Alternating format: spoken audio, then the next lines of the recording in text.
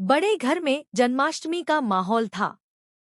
भक्ति, सजावट और भीड़ का ऐसा संगम जिसे देखकर कोई भी कहे कि यह घर सचमुच सौभाग्यशाली है।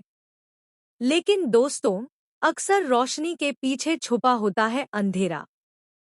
और इस बार इस पूजा की आड़ में भी एक ऐसा खेल खेला जा रहा था जिसकी भनक अगर समय रहते न लगती तो पूरे खानदान की इस धूल में मिल जाती। पूजा के मौके पर पिशिमोनी और उसका बेटा पोल्टू दादा फिर से अपनी चाल चल चुके थे। उनका इरादा साफ था, अहाना की जिंदगी को नरक बना देना और दुर्गा देवी के सामने उसे गुनहगार साबित करना।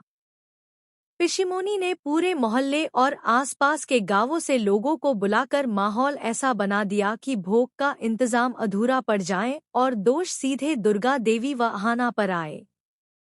लेकिन तभी अहाना ने अपनी मासूम सी मुस्कान और अटूट हिम्मत से कहा, आप चिंता मत कीजिए अम्मा।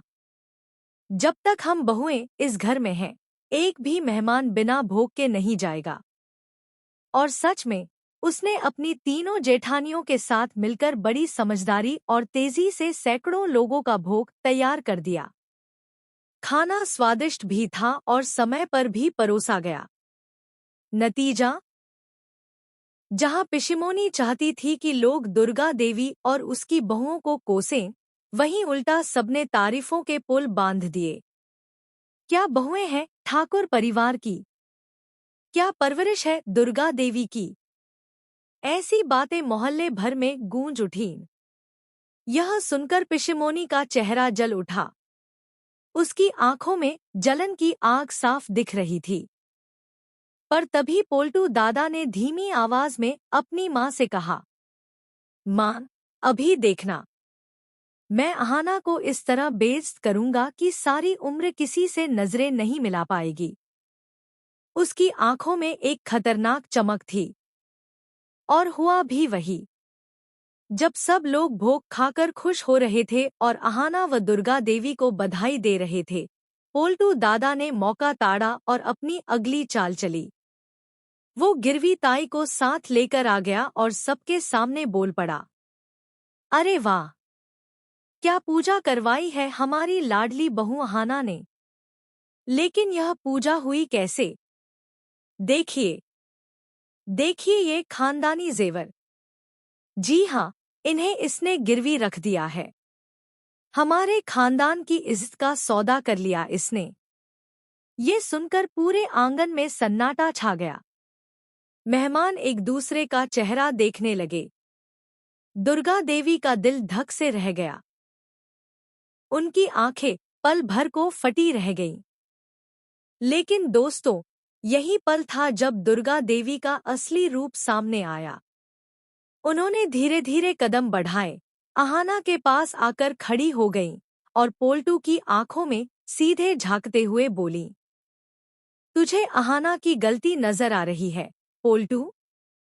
लेकिन अपनी माँ की हरकतें क्यों नहीं दिख रहीं? हाँ, मैं मानती हूँ, अहाना ने खानदानी जेवर गिरवी रखकर गलती की। पर अगर उसने ऐसा न किया होता तो आज हमारे घर की इज्जत सबके सामने मिट्टी में मिल जाती। और सुन, तू और तेरी माँ ने इस पूजा के लिए एक पैसा भी तो नहीं दिया। फिर भी तेरी माँ ने अपने ससुराल वालों को बुला लिया, जिनसे उसने पिछले 30 साल से बात तक नहीं की थी। यह सब क्या तमाशा नहीं है? और तू अहाना पर उंगली उठाता है? अगर तूने ही पूजा के लिए पैसे दिए होते तो क्या अहाना को अपने गहने गिरवी रखने पड़ते? याद रख, आज के बाद मेरी बहू के खिलाफ अगर किसी ने एक शब्द भी बोला तो मैं उस इंसान को इस घर से बाहर निकाल दूंगी।